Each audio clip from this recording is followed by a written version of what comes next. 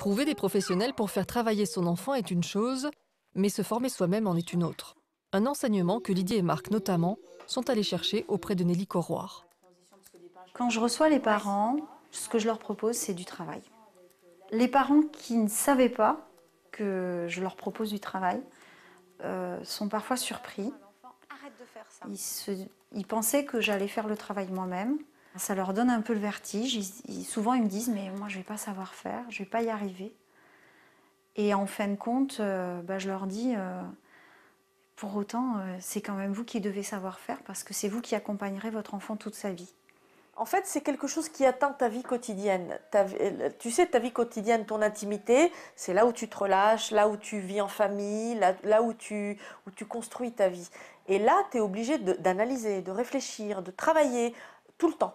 C'est pas un boulot que l'on fait, tu vois, quand je dis qu'on n'est pas professionnel, le professionnel, il fait son boulot et puis il rentre chez lui. Nous, c'est tout le temps, jour et nuit. Et tout le temps, toute la vie, jusqu'à la fin de notre vie, ça sera ça. Je tourne. Tu dis?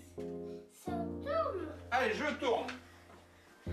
Je tourne. Tu dis, Émeric, je tourne. C'est un accompagnement de tous les instants, quoi. On empêchait les stéréotypies, on empêchait qu'ils partent dans ces obsessions.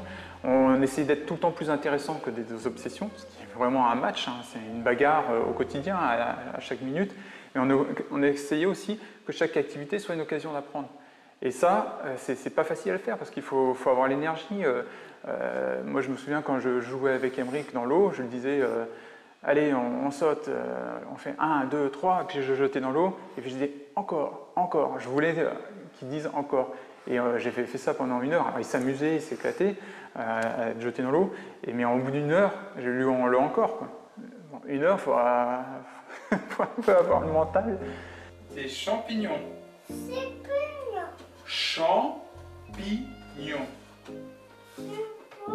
Je me souviens très très bien de la première consultation avec Émeric et ses parents, où le papa me disait, il me regardait droit dans les yeux, comme ça, il sortait de formation, puis il me dit c'est très culpabilisant votre système, parce que on nous dit que c'est les parents qui doivent faire progresser leur enfant, et on sent qu'on doit réussir, et c'est nous qui devons faire, et c'est très culpabilisant.